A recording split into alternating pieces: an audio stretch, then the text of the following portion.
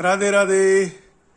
इस चैनल के सभी वीडियो के डिस्क्रिप्शन और सबटाइटल्स सभी भाषाओं में उपलब्ध है। All the videos of this channel has an option of selecting captions and subtitles in all the languages. इस चैनल के सभी वीडियो पर एपिसोड नंबर 8 में दिया गया डिस्क्लेमर पूर्णतः लागू है। राधे राधे, जय श्री कृष्ण। तो श्रद्धालुओं, पिछले कुछ दिनों से हम गीता पर चर्चा कर रहे हैं और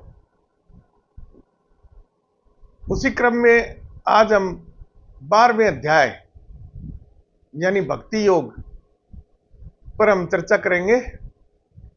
तो गीता को सही परिप्रेक्ष्य में समझने के लिए हमें जो स्थितियां हैं उन पर भी साथ में विचार करना चाहिए कि गीता का ज्ञान कृष्ण भगवान ने अर्जुन को युद्ध के मैदान में दिया था और अर्जुन की ज्ञान की स्थिति को देखते हुए कृष्ण भगवान ने उसको अपने निष्काम कर्म के प्रति प्रेरित करने के लिए ये ज्ञान दिया था। तो वैसे तो संपूर्ण ज्ञान ही क्या है कि अध्याय नंबर 2 का 47वां श्लोक कर्मण्येवाधिकारस्ते मा फलेषु कदाचन, जिस पर हम विस्तृत चर्चा कर चुके हैं, और साथ में अध्याय नंबर 4 का 7वां जो श्लोक है यदा यदा ही धर्मस्य ग्लानिर्भवति भारत।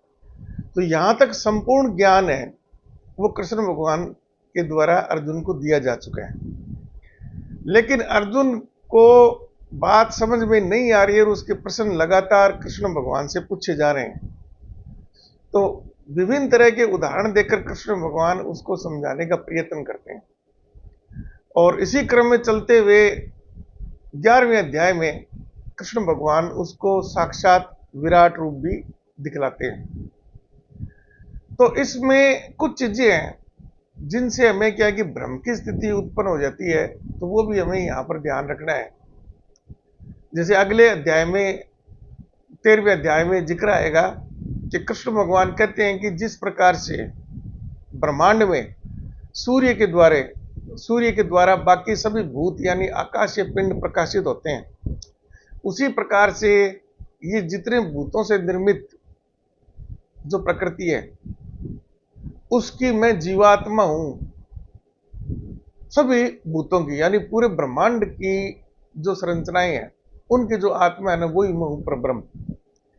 तो वहां पर कृष्ण भगवान शब्द तो ब्रह्मांड लिखा हुआ है गीता में, लेकिन उसका तात्पर्य सूर्य है। तो सूर्य तो केवल जो सौरमंडल के जो ग्रह हैं, चंद्रमा है, पृथ्वी है, बुध है, मंगल है, बृहस्पति है, शनि है इत्यादि, इनको प्रकाशित करता है।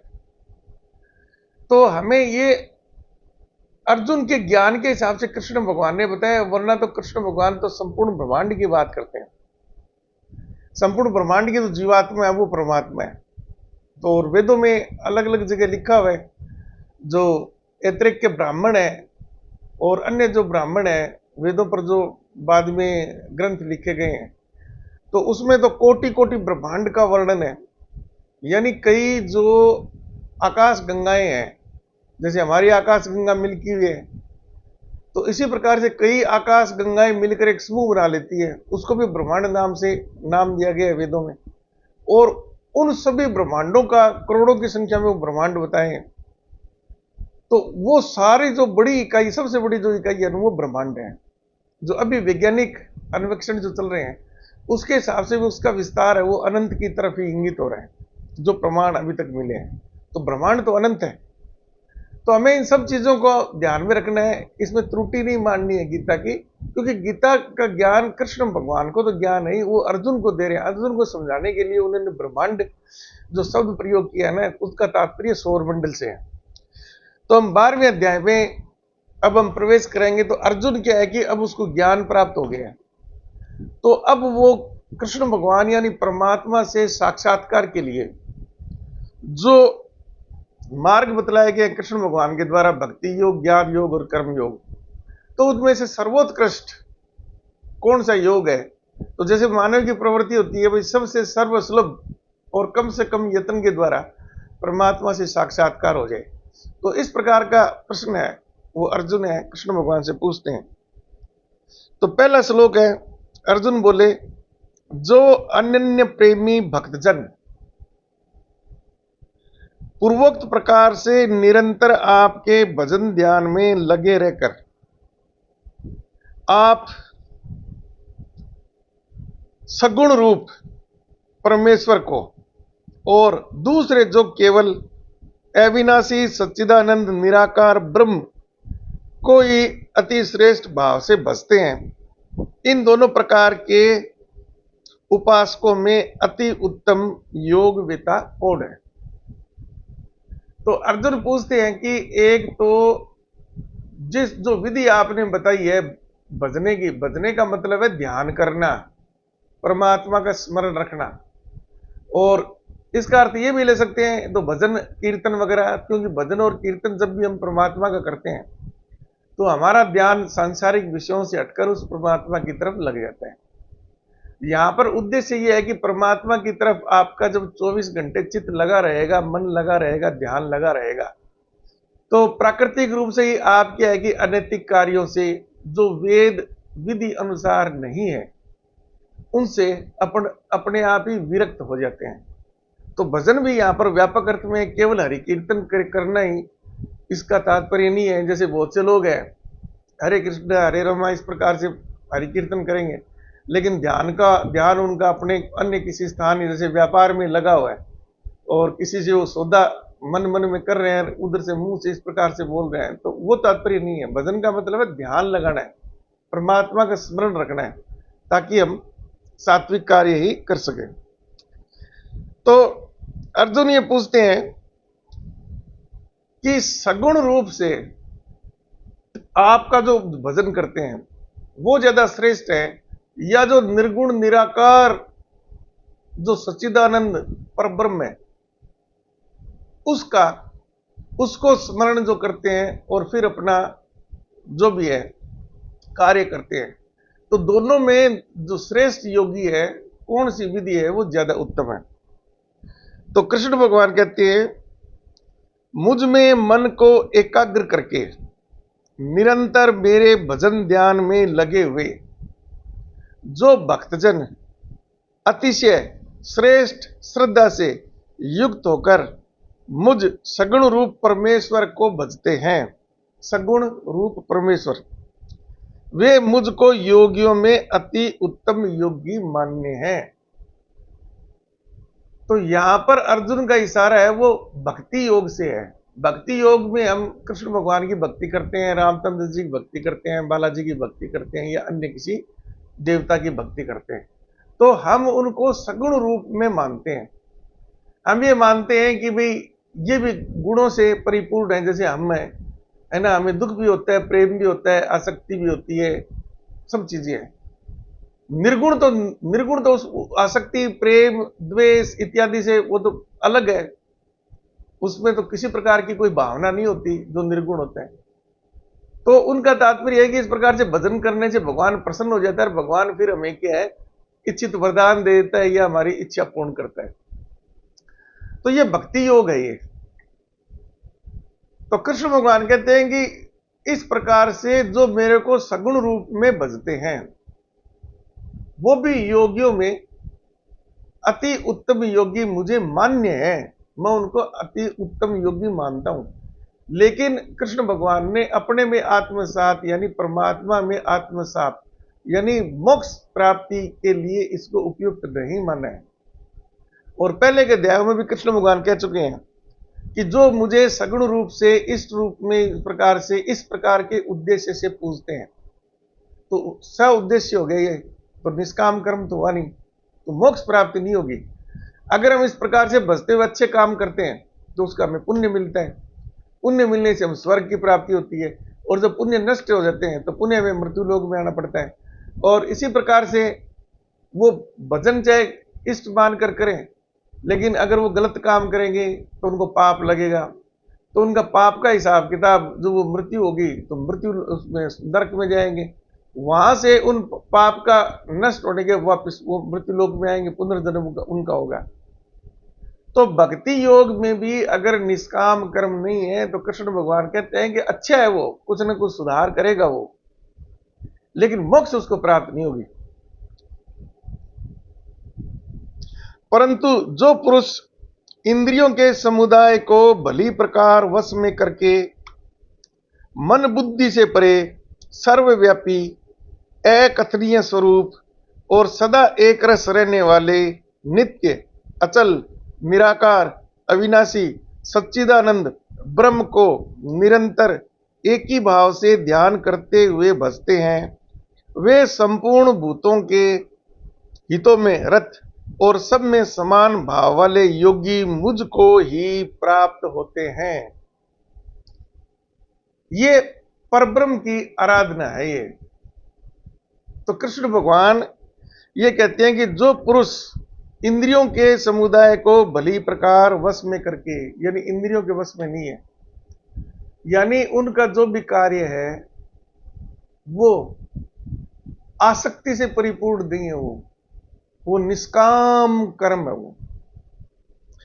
और भजन वो किसका करते हैं? मन बुद्धि से परे सर्वव्यापी, सब जगह पर जो मौजूद है, मन और बुद्धि से उसको अपन व्यक्त नहीं कर सकते हैं, सर्वव्यापी है वो, अकथनीय स्वरूप है, उसको हम किसी कथन के द्वारा व्यक्त नहीं कर सकते। और सदा एक रस, सदा एक समान रहने वाला, ना उसमें राग है ना उसमें द्वेष है।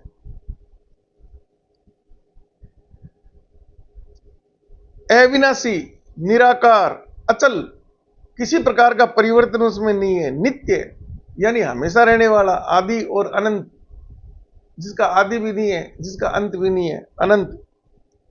अविनाशी, जिसका नष्ट, जो नष्ट नहीं हो सकता, सच्चिदानंद, सच्चिदानंद एक समान चिर स्थायी आनंद, ब्रह्म को निरंतर एकाकी भाव से ध्यान करते हुए भजते हैं।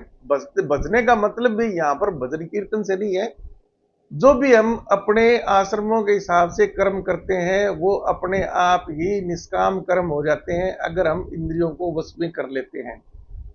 उनको करने के पीछे हमारा कोई उद्देश्य नहीं है, तो वो मुझको ही प्राप्त होते हैं, यानी वो परब्रह्म में व्याप्त हो जाते हैं, आत्मसात हो जाते हैं। उस सच्चिदानंद निराकार ब्रह्म में आसक्त चित्त वाले पुरुषों के साधन में परिश्रम विशेष है, क्योंकि देहाभिमानियों के द्वारा अव्यक्त विषयक गति दुख पूर्वक प्राप्त की जाती है। तो यहां पर कृष्ण भगवान कहते हैं ये जो विधि है ना, निराकार का स्मरण करते हुए जो कार्य करते हैं, ये ज्ञान योग है। और कृष्ण भगवान कहते हैं कि ये साधन में परिश्रम से परिपूर्ण है, कष्टदायक है ये। इसमें विभिन्न पुस्तकें पढ़कर, शास्त्रार्थ इत्यादि करके, भ्रमण इत्यादि करके, खुद के अनुमान साधना इत्यादि से मनन करके परब्रह्म का साक्षात्कार किया जाता है, और उसके साथ में ही निष्काम कर्म भी किया जाता है, तो वो मुझ में प्राप्त होते हैं, आसक्ति रहित वो कर्म करते हैं। ये कठिन है मार्ग, दुष्कर मार्ग है ये, इसमें तपस्या इत्यादि सारी चीजें शामिल हो जाती हैं। परंतु जो मेरे परायण रहने वाले भक्तजन संपूर्ण कर्मों को मुझ में अर्पण करके मुझ सगुण रूप परमेश्वर को ही अनन्य भक्ति से निरंतर चिंतन करते हुए भजते हैं। तो यहां पर अब कृष्ण भगवान कहते हैं भी पहले वाला भक्ति योग है, उसमें आपको स्वर्ग की प्राप्ति हो जाएगी, लेकिन बिना निष्काम कर्म के, सगुण रूप पूजते रहो आप, बिना निष्काम कर्म के आपको मुक्ति नहीं मिलेगी। पाप पुण्य के हिसाब से आप स्वर्ग नरक में जाएंगे और वापस मृत्यु लोक में आ जाएंगे। दूसरा जो है वो ज्ञान योग है, उसमें आप निर्गुण निराकार परब्रह्म का साक्षात्कार करते हैं और निष्काम करेंगे तब भी आपको मोक्ष प्राप्त हो जाएगी। तीसरा कृष्ण भगवान सरलतम तरीका बताते हैं कि इतना पड़पच करने का ज्ञान योग या भक्ति योग में जाने के बजाय सब कुछ मेरे समर्पण कर दो और निष्काम करो, निष्काम कर्म करो। तो ये कृष्ण भगवान ने जो वाक्य बोला है पीछे, जिसका हमने अध्ययन किया था, योग क्षेम वहाम्यम, यानी मेरे को समर्पण कर दो, मैं आपके ऐश्वर्य इत्यादि को बरकरार रखूंगा, इसकी मैं गारंटी देता हूं, वहां मैं गारंटी देता हूं। तो ये जो दूसरे अध्याय का 47वां श्लोक है ना, वो ही कृष्ण भगवान ने निष्काम कर्म का ही सबसे उत्तम उपाय बताया अर्जुन को, सबसे उत्तम सबसे सरलतम यही है। अब इसमें एक आपको आगे जैसे में और व्याख्या आएगी, चलो मैं तभी बताऊंगा।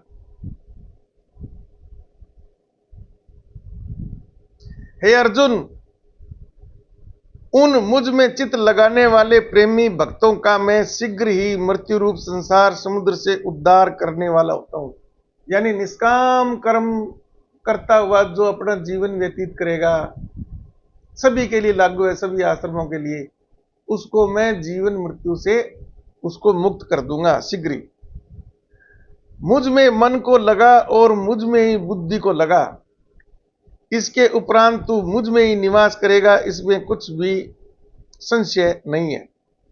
तू संपूर्ण ध्यान मेरे में लगा, बुद्धि को भी मेरे में स्थिर कर, तो तू अपने आप को मेरे में ही सम्मिलित पाएगा, इसमें कोई शंका नहीं है।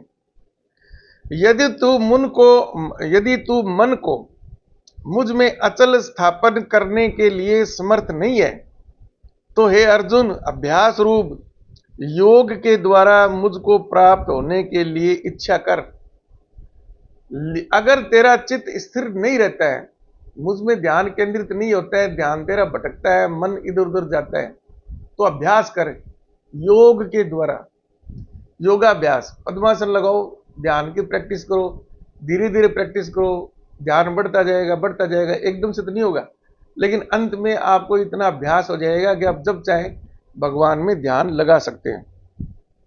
यदि तू उपयुक्त अभ्यास में भी असमर्थ है, तो केवल मेरे लिए कर्म करने के ही परायण हो जा। इस प्रकार मेरे निमित्त कर्मों को करता हुआ भी मेरी प्रतिरूप सिद्धि को ही प्राप्त होगा।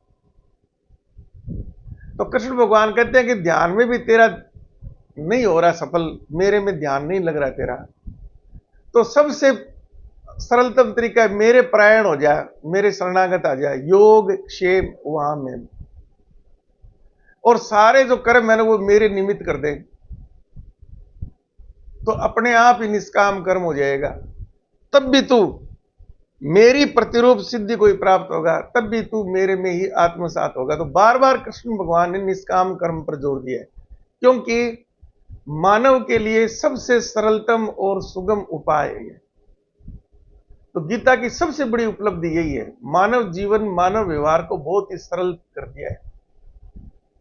तो समझने वाले तो क्या है कि इसको चौथे अध्याय तक ही समझ जाते हैं, लेकिन कृष्ण भगवान अब अर्जुन की शंका है तो उसकी शंका का निराकरण करना है, तो स्पष्ट रूप से सभी का कंपैरिजन कर रहे हैं, ज्ञान योग का भी, भक्ति योग का भी और कर्म योग का भी। ये कर्म योग है, कर्मयोगी है, उसको कोई भजन वजन कुछ करने की जरूरत नहीं है, जो भी कार्य करता है अपने आश्रमों के हिसाब से कार्य करता है। ब्रह्मचर्य आश्रम में तो ब्रह्मचर्य के हिसाब से करेगा, गृहस्थ आश्रम में तो गृहस्थ आश्रम में करेगा, और वानप्रस्थ आश्रम में तो वानप्रस्थ के हिसाब से, संन्यास आश्रम के हिसाब से। वो सारे के सारे कार्य ईश्वर को निमित्त करता है। कार्य कौन सा करता है? मनमर्जी नहीं है कि आप चोरी डकैती शुरू कर दो, कृष्ण भगवान पर डालते जाओ। वेद विहित यानी आश्रमों में जिनको उचित अनुचित करके व्यभिचार आगे आएगा 13वें अध्याय में। तो व्यभिचार वाले जो कार्य है ना, सात्विक जो कार्य है, जिससे लोगों का भला होता हो, सभी जीवों का भला होता हो, पूरे ब्रह्मांड सृष्टि का भला होता हो, वो कार्य करने, निरुद्देश्य कार्य करना है, आश्रम के हिसाब से कार्य करना है, लेकिन उसमें अपना कोई निहित स्वार्थ इत्यादि नहीं होना चाहिए। यदि मेरी प्राप्ति रूप योग के आश्रित होकर उपयुक्त साधन को करने में ही तू असमर्थ है, तो मन बुद्धि आदि पर विजय प्राप्त करने वाला होकर सब कर्मों के फल का त्याग कर अब कृष्ण भगवान कहते हैं कि अगर ये भी तेरे से नहीं हो पा रहा है ना, तो सभी प्रकार के कर्म फलों को त्याग कर दे। कर्म फलों का त्याग करना है, कर्मों का त्याग नहीं करना है। कर्मों का त्याग तो अपन कर ही नहीं सकते। और कर्मों भी क्या है, मर्म को न जानकर किए हुए अभ्यास से ज्ञान श्रेष्ठ है। कोई भी कर्म अपन करते हैं, उस कर्म का सही अर्थ या सही उद्देश्य न जानकर अगर हम कर्म करते हैं ना, तो वो व्यर्थ है। वो मर्म को न जानकर किया हुआ कर्म व्यर्थ है। उसके बजाय तो ज्ञान, यानी अगर ऐसा नहीं हो पाता तो ज्ञान योग की तरफ जाओ। ज्ञान से मुझ परमात्मा के रूप का ध्यान श्रेष्ठ है। मुझ परमात्मा के स्वरूप का ध्यान श्रेष्ठ है। और ध्यान से भी सब कर्मों के फल का त्याग श्रेष्ठ है, क्योंकि त्यागने से तत्काल ही परम शांति होती है। ठीक है ना। तो फिर ये ज्ञान योग पर जाओ। और ज्ञान योग से भी सबसे उत्तम जो रास्ता कृष्ण भगवान फिर वहीं पर ही ले आते हैं कि सभी कर्मों के फल का त्याग कर दे, यानी योग क्षेम वहां में। कर्म तू कर वैदिक रीति से, आश्रमों के हिसाब से, फल अपने आप ही मेरे पर आ जाएगा, तेरी कोई जिम्मेदारी नहीं होएगी। तो तेरे को ना पाप लगेगा ना पुण्य लगेगा, तो वहां पर तेरे को मोक्ष मिल जाएगी। तो वही कर्मण्यवाद का रास्ते, वही चीज कृष्ण भगवान इसको बार बार अलग अलग तरीके से अर्जुन को समझाने का प्रयत्न कर रहे हैं। अब देखो अर्जुन को किस प्रकार से समझ में आता है। जो पुरुष सब भूतों में द्वेष भाव से रहित, स्वार्थ रहित, सबका प्रेमी और हेतु रहित दयालु है, तथा ममता से रहित, अहंकार से रहित, सुख दुखों की प्राप्ति में सम और क्षमावान है, अर्थात अपराध करने वालों को भी अभय देने वाला है, तथा जो योगी निरंतर संतुष्ट है, मन इंद्रियों सहित शरीर को वश में किए हुए है और मुझ में दृढ़ निश्चय वाला है, वह मुझ में अर्पण किए हुए मन बुद्धि वाला मेरा भक्त मुझको प्रिय है। अब यहां पर कई शब्द आए हैं। ममता से रहित, तो ममता का तो साधारण अर्थ हम ये लेते हैं जी, मां की जो ममता होती है, पिता की जो ममता होती है। और वैसे ममता का अर्थ है प्रेम, राग। तो जो निष्काम कर्म करेगा ना, वो सभी क्या है कि राग द्वेषों से अलग हो जाता है, क्योंकि उसका कोई उद्देश्य नहीं है। वो दुश्मन में भी दुश्मनी नहीं देखता। वो उस मौके पर युद्ध के मैदान, क्योंकि अर्जुन युद्ध के मैदान में है, तो युद्ध के मैदान में वो गृहस्थ आश्रम में है और क्षत्रिय है, तो उसका फर्ज बनता है युद्ध करना। अब सामने जो दुश्मन है वो मरता है या बच गया, उसका काम उसको मारना है, ना तो उसको पाप लगेगा ना पुण्य लगेगा। अब यहां पर राग द्वेष से अलग होकर कार्य करना है। फिर आपको ये नहीं सोचना, कृष्ण भगवान का कहने का मतलब है कि कोई तेरा रिश्तेदार है, भाई बंद है, या प्रिय है या अप्रिय है, वहां पर तेरे को भेदभाव नहीं करना कि पुराना कोई परिचित है अब युद्ध के मैदान में खड़ा है, तो वहां पर कोई रियायत बरत दे, जो अपरिचित है उसको ज्यादा कुछ कर दो। तो इस प्रकार के राग द्वेष से ऊपर उठकर जो निष्काम कर्म है ना करने वाला, ये शुद्ध रूप में कर्मयोगी है कि वो मुझे अधिक प्रिय है। तो श्लोक नंबर 15, जिससे कोई भी जीव उद्वेग को प्राप्त नहीं होता। अच्छा, फिर वो ममता वाला बीच में रह गया था। तो एक चीज हमें यह भी ध्यान रखना है कि ये जो ज्ञान मोक्ष प्राप्ति के लिए जो प्रयत्न इत्यादि जो ज्ञान प्राप्त करना है, सिद्धि प्राप्त करनी है ना, ये कहां पर शुरू होती है? ये वानप्रस्थ आश्रम से शुरू होती है। उससे पहले आपको केवल निष्काम कर्म करना है, ज्यादा दिमाग पर जोर नहीं डालना है। तो यहां पर गलत अर्थ मत लगाओ कि गृहस्थ आश्रम में कोई है तो कृष्ण भगवान कहते हैं ममता इत्यादि सब राग द्वेष से अलग हो जाओ। अगर बच्चे को ममता, माता पिता की ममता नहीं मिलेगी, तो उसका भरण पोषण और उसका विकास कैसे होगा? तो कर्म के लिए भी सबसे पहली शर्त कृष्ण भगवान बार बार निर्धारित कर रहे हैं ना कि वैदिक रीति से कर्म करने आपको। वैदिक रीति में वेदों के अनुसार जो 4 आश्रम है ना, उन 4 आश्रमों से तो आपको गुजरना ही गुजरना है हर हालत में। पलायन नहीं करना। ब्रह्मचर्य आश्रम में आप पलायन राग द्वेष से हटकर साधु सन्यासी नहीं बन सकते। अगर आप बन गए तो समझ लीजिए कि आपके मोक्ष का खाता तो बंद ही है। ऐसे ही गृहस्थाश्रम में बीच में आपने ममता मोह इत्यादि छोड़कर, है ना, गृहस्थ आश्रम त्याग दिया तो वहां पर भी मोक्ष का खाता आपका बंद है। अब गृहस्थ आश्रम में आपको अपने जीवन यापन के लिए, बच्चों के जीवन यापन के लिए, पत्नी के जीवन यापन के लिए, उनकी शिक्षा दीक्षा के लिए, उनको गृहस्थ आश्रम तक पहुंचाने के लिए आपको अर्थ का अर्जन भी करना पड़ेगा, कमाई भी करनी पड़ेगी। तो कमाई में आपको सात्विक रीति अपनानी है, जो नियम कानून है उसके हिसाब से ही लाभ लेना है। वहां पर भी आपको राग द्वेष से हटकर, कोई मित्र आ गया तो उसको आपने कुछ छूट दे दी, और जो कोई अपरिचित आएगा उसको वो घाटा उधर से उधर डाल दिया, तो इस प्रकार से आपको नहीं करना है।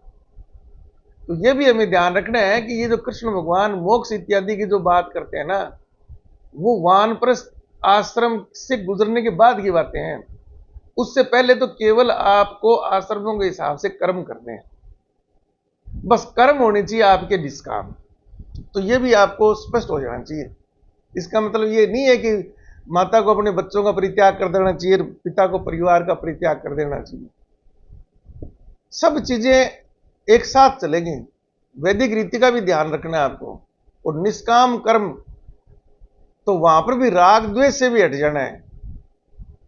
जो आश्रम के हिसाब से जैसी परिस्थिति है उसके हिसाब से कार्य कर रहे हैं।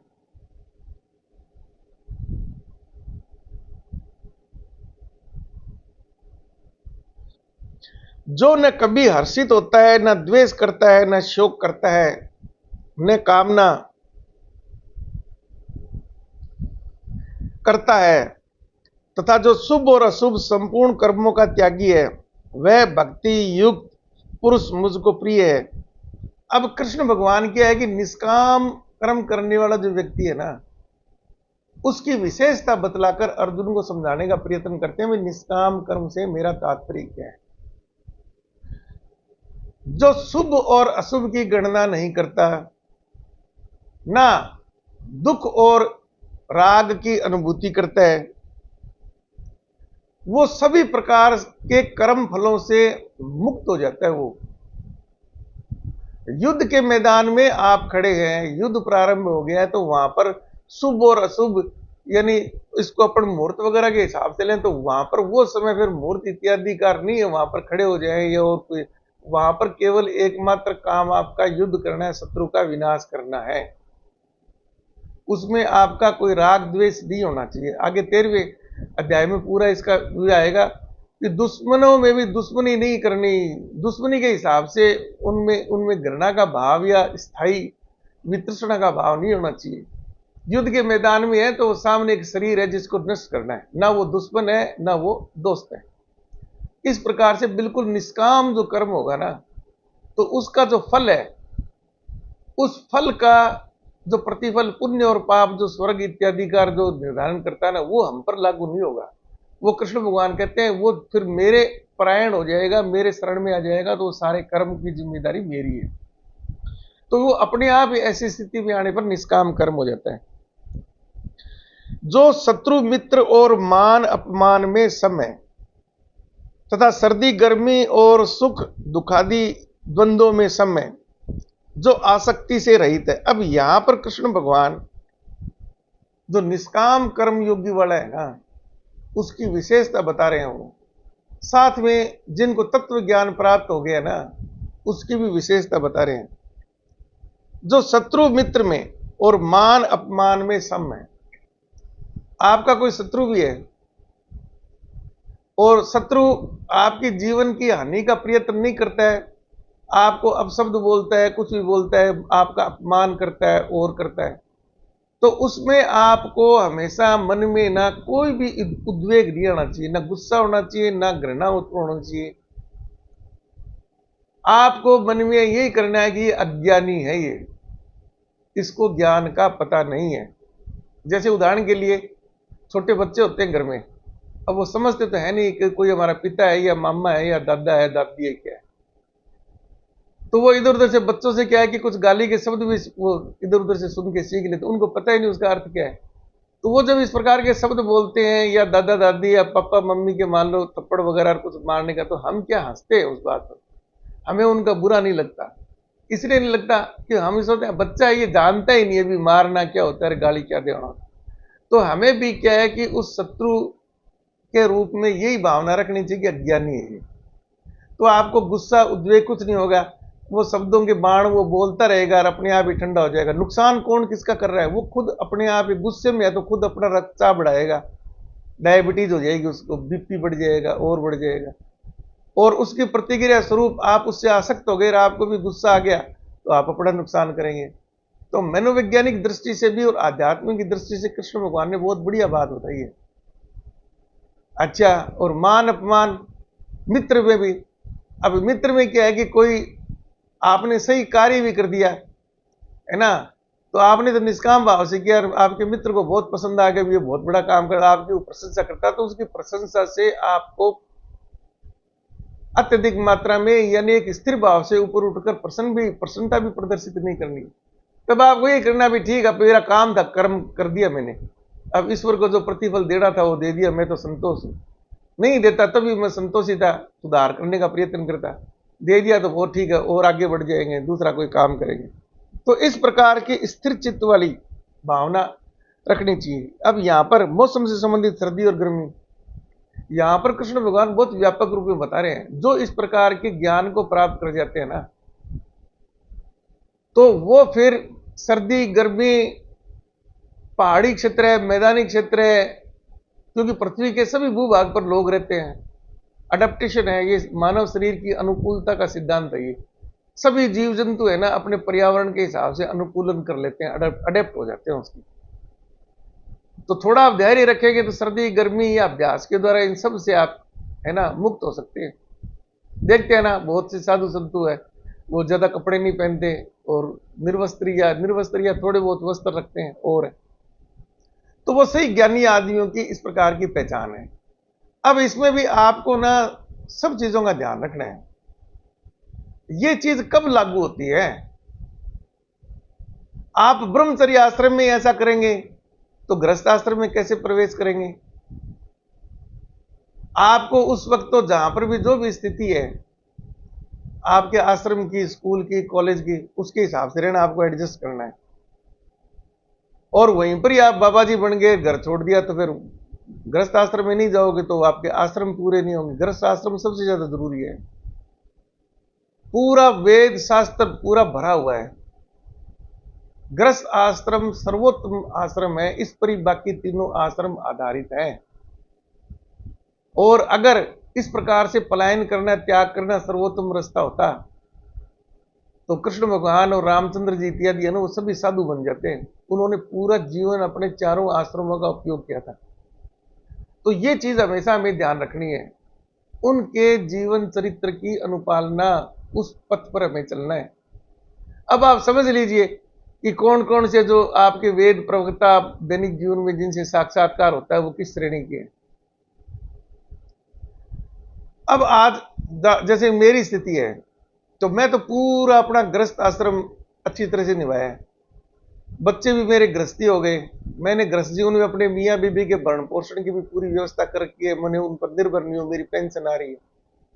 इसी प्रकार से कोई व्यापार करता है या नौकरी करता है तो उसमें भी धन संचय करके अपने बुढ़ापे के लिए, वानप्रस्थ और संन्यास आश्रम के लिए धन संचय रखता है, किसी पर आश्रित नहीं होता। क्योंकि भिक्षावृत्ति तो ये तो प्रतिबंधित है, कोई भी किसी श्रेणी का हो वो ठीक है। ऐसी कोई परिस्थिति हो गई तो इसमें निर्वयन का भी आज्ञा आ जाएगा कि हर परिस्थिति में जैसी भी स्थिति है उसके हिसाब से केवल जीवन निर्वाह के लिए ही भी मानव शरीर है, ये जिंदा रहे। हमें वहां पर भोग विलास की आशा नहीं करनी चाहिए भी बहुत अच्छे से फल फ्रूट इत्यादि या हलवा पूड़ी इत्यादि व्यंजन जो स्वाद रस वाले हो, इस प्रकार से केवल आपको उदर पूर्ति करनी है ताकि आपका मानव शरीर है वो सुचारू रूप से संचालित होता रहे। तो इस प्रकार के लक्षण होते हैं जो ब्रह्म ज्ञान की तरफ बढ़ते हैं, जिनको वाकई ज्ञान होता है। तो सारी चीजें इसमें शामिल है, तो सब चीजों को शामिल रखना है हमें, आश्रम को भी साथ में शामिल रखना है, अनासक्ति वाला कर्म भी करना है, निष्काम हम करेंगे, ईश्वर में ध्यान रहेगा तो अपने कर्म फल हम पर लागू नहीं होंगे। और शुभ और अशुभ और उचित और अनुचित की गणना हमें नहीं करनी हो। वो वेद विधि से, वैदिक रीति के हिसाब से अपने आप ही आपको सारी चीजें स्पष्ट होती जाएंगी, सबके नियम बने हुए हैं। तो रास्ता बिल्कुल खुला होता है, आपको खुद के अपने दिमाग पर कहीं जोर डालने की जरूरत ही नहीं है।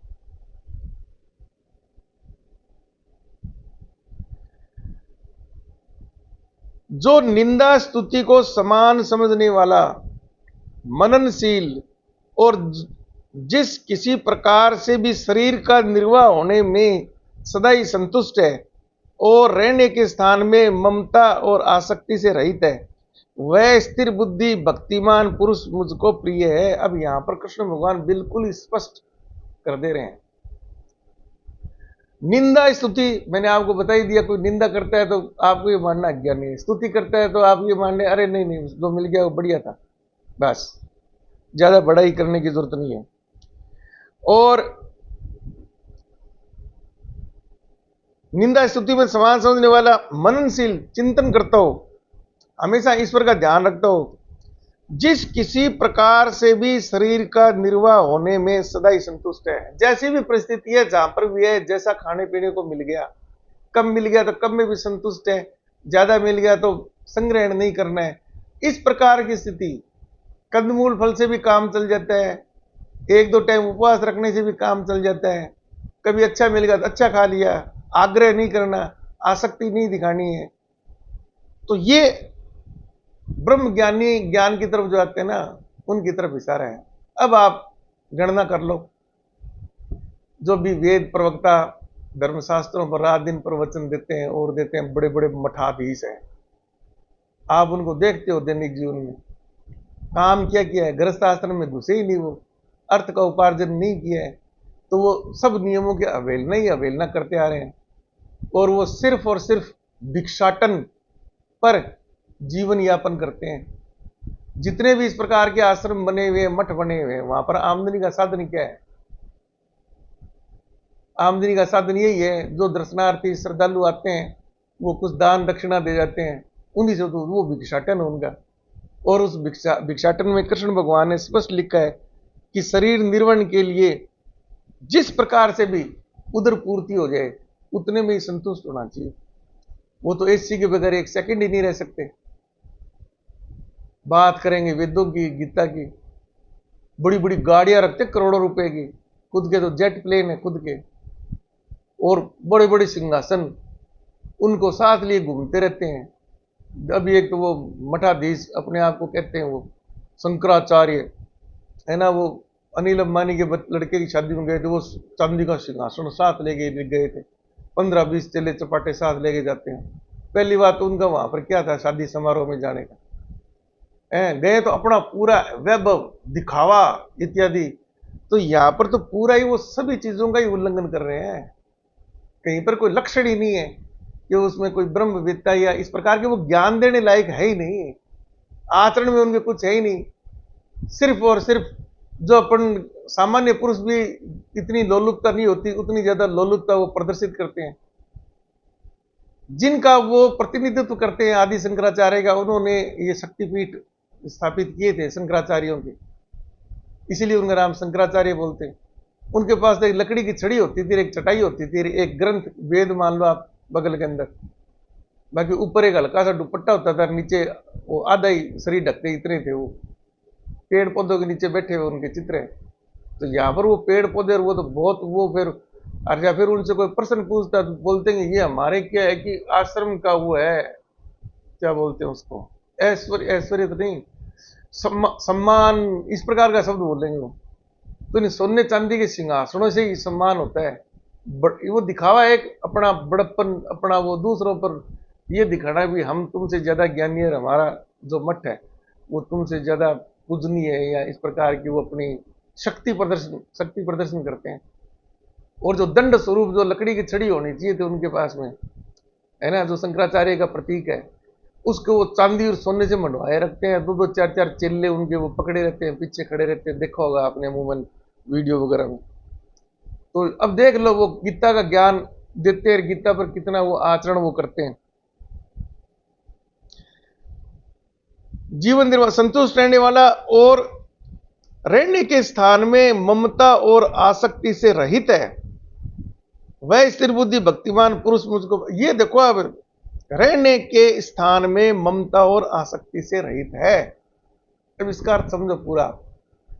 अगर कोई व्यक्ति गृहस्थ आश्रम में है ना, तो वो अगर इसको जिस घर में रह रहे हैं उससे आसक्ति नहीं है, यार घर में रिपेयर हो गई, कोई भूकंप आ गया किसी कारण से, मकान में छत में वो दरार आ गई, बरसात का पानी आता है, मकान गिरने की स्थिति में जर्जर अवस्था में है, तो वो गृहस्थाश्रम में अकेला वो नहीं है, उसकी पत्नी है, बच्चे हैं, उनके जीवन की रक्षा, उनके सुख सुविधा की जिम्मेदारी सारी उसकी है। ये नहीं कि फिर वो घर छोड़ दे बाहर चलो, भी बाहर अपन पेड़ों के नीचे रहेंगे। तो वैदिक रीति का भी हमें पूरी तरह से पालन करना है। ये उन लोगों के लिए है जो वानप्रस्थ आश्रम में आ गए हैं। अब अगर उनको घर त्याग करने की आवश्यकता है, कहीं जाना, तो घर में मोह नहीं होना चाहिए, पर्यटन करना है, किसी आश्रम में जाके रहना है, तो वो उनके लिए है। तो स्थिति परिस्थिति के हिसाब से गीता को आपको समझना पड़ेगा, तभी आप इसका फायदा उठा सकते हैं, सही अर्थों में समझ सकते हैं। क्योंकि सब तो सीमित होते हैं और इनका अर्थ है वो बड़ा व्यापक होता है। तो स्थिति काल के हिसाब से ही ना हमें हर चीज को समझना पड़ेगा। परंतु जो श्रद्धा युक्त पुरुष मेरे परायण होकर इस ऊपर कहे वे धर्म में अमृत को निष्काम प्रेम भाव से सेवन करते हैं, वे भक्त मुझको अतिशय प्रिय है। कृष्ण भगवान ने फिर भक्ति योग के नाम से जो अध्याय है उसका भी निष्कर्ष निकाल दिया है कि उपरोक्त विधि से, उपरोक्त जो तरीके बताए हैं निष्काम के, उसका धर्म में अमृत को निष्काम प्रेम भाव से सेवन करने वाले, यानी उसका पालन करने वाले, इस अमृत में आनंद का जो कार्य का जो आनंद है ना, उसका सेवन करने वाले, वो मुझे अतिशय प्रिय है, सबसे प्रिय है वो।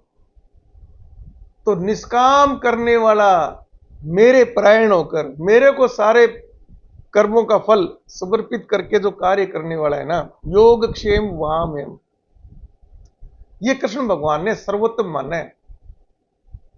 तो राम भज इस प्रकार की जो है ना घंटों में आरतियों में आसन लगा कर बैठते हैं, हनुमान चालीसा पढ़ते रहते हैं घंटों का, इनका सबका अर्थ बता दिया कृष्ण भगवान ने। ठीक है, वो फायदेमंद है, लेकिन वो मुक्ति वाले मार्ग नहीं है वो। अब समय आपके पास सीमित है, 25 4 जगह बांट दो आप। अब 25 साल में आप कितना क्या क्या कर पाएंगे, एक आश्रम के हिसाब से देख लो आप। इसी जीवन में मुक्ति पानी है तो कृष्ण भगवान ने स्पष्ट बोल दिया है, उसी का ही ब्रह्मचर्य आश्रम हो ना, तब भी सही पालना करनी शुरू कर दो। बाकी कुछ पचड़े में पड़ने की जरूरत नहीं है। निष्काम कर्म का कर्मयोग ना, वो सबसे सरलतम उपाय बताया। बाकी ज्ञान योग पर जाओगे तब भी कृष्ण भगवान ने बताया बड़ा पीड़ादायक है, वो कष्टदायक है। कितने ग्रंथ पढ़ोगे, कितना शास्त्रार्थ करोगे, सभी शंकाएं दूर करोगे, फिर भी आपको निष्काम कर्म करना ही पड़ेगा। इसी प्रकार से भक्ति योग वाले हैं, कितनी वो आप कर लो, जब तक आप निष्काम कर्म नहीं करेंगे, भक्ति कर रहे हैं, कभी स्वामणी बोल के बच्चों के लिए मांग लिया कुछ, कभी घर के लिए, कभी व्यापार के लिए, कोई फायदा नहीं है। आप स्वर्ग नरक में भटकते रहोगे, मोक्ष नहीं मिलेगी। तो बगैर निष्काम कर्म के मोक्ष कहीं पर भी नहीं है। सबसे सरलतम उपाय बता दिया कृष्ण भगवान ने, यानी भक्ति भी आ जाएगी उसमें, मेरे परायण हो जाओ, मेरे शरणागत हो जाओ, हर वैदिक रीति से जीवन निर्वाह करो, बस बात खत्म। 2 लाइन में ही बात समाप्त है। ये सार है पूरे जितने भी योग विद्या है ना, भक्ति योग, ज्ञान योग, कर्म योग, सबका सार बता दिया। योगक्षेम वहां में। धन्यवाद। वीडियो को अधिक से अधिक शेयर करो, अपने हम उम्र आपके विचारों वाले जो व्यक्ति हैं सबको शेयर करो, लाइक करो, सब्सक्राइब करो। राधे राधे।